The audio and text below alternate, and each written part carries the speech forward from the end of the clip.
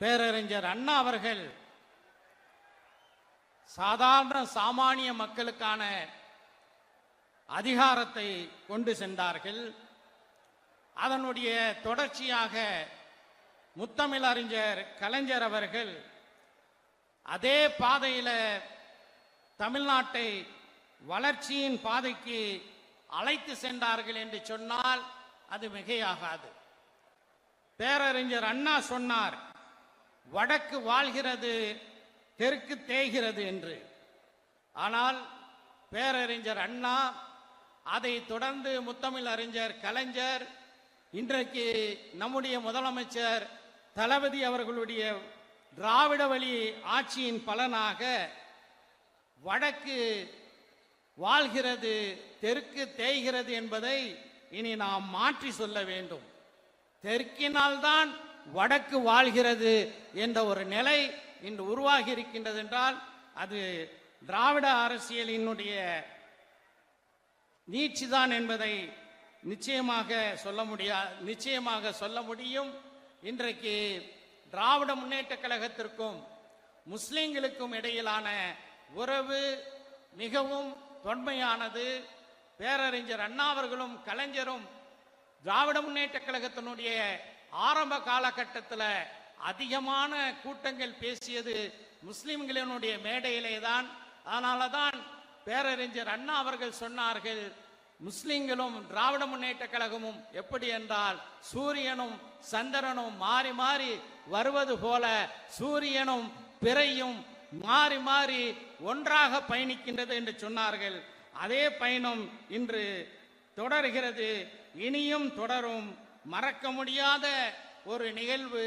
தமிழ்நாட்டில் முஸ்லிம்களுக்கு, பிற்படுத்தப்பட்ட முஸ்லிம்களுக்கு கல்வி மற்றும் வேலை வாய்ப்பில் தனி இடஒதுக்கீடு வேண்டும் என்ற ஒரு கோரிக்கையை வலியுறுத்தி 1995 முதல் எங்களுடைய தமிழ்நாடு முஸ்லிம் முன்னேற்ற கழகம் அந்த கோரிக்கையை எடுத்து வைத்தது.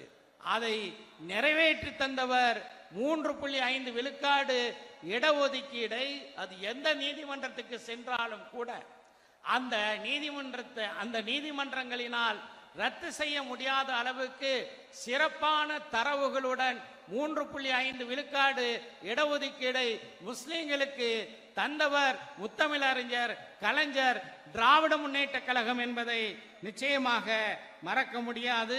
இன்றைக்கு மாநிலங்களுடைய உரிமைகள் எல்லாம் பறிக்கப்படக்கூடிய ஒரு சூழல்ல ஆளுநர்கள் மட்டுமே விடுதலை திருநாளிலே மூவண்ண கொடியை ஏற்றிய நிலையை மாற்றி முதலமைச்சர்கள் இந்தியா முழுவதும் ஆகஸ்ட் 15 கொடியை ஏற்றுகிறார்கள் என்றால் அது முத்தமிழறிஞரும் கலைஞரும் இந்தியாவில் உள்ள அனைத்து மாநிலங்களுக்கும் கொடுத்த ஒரு மிகப்பெரிய அருட்கொடை என்று நான் சொன்னால் மிகையாகாது. இப்போதும் கூட வக்ஃப் சட்டத்தில் திருத்தத்தை கொண்டு வருகிறார்கள். அந்த திராவிட முன்னேற்ற கழகத்தினுடைய அந்த உரிமை, அரசமைப்பு சட்டத்தை காக்க வேண்டும் என்ற அந்த வீரியம் இன்றைக்கும் நம்முடைய மாண்புமிகு முதலமைச்சர் தளபதி அவர்களுடைய வழிகாட்டுதலினால் வக்ஃப் திருத்த சட்டத்தை குறித்து அமைக்கப்பட்டிருக்கின்ற ஜாயிண்ட் பார்லிமெண்ட் கமிட்டியில கூட்டு நாடாளுமன்ற நடவடிக்கை குழுவில் என்ன நடைபெற்று வருகிறது என்பதை சில தினங்களுக்கு முன்னால் தமிழ் ஆணித்தரமாக ஒவ்வொரு அமர்வுகளிலும் அரசமைப்பு சட்டத்தை மேற்கோள் காட்டி பேசக்கூடியவர்கள் திராவிட முன்னேற்ற கழகத்தினுடைய உறுப்பினர்கள் ராசாவும் அப்துல்லாவும் என்று.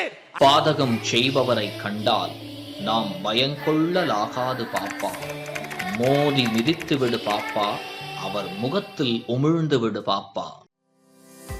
அண்மை செய்திகளை உடனுக்குடன் தெரிந்து கொள்ள இணைந்திருங்கள் இயம்நாடு தொலைக்காட்சியுடன்.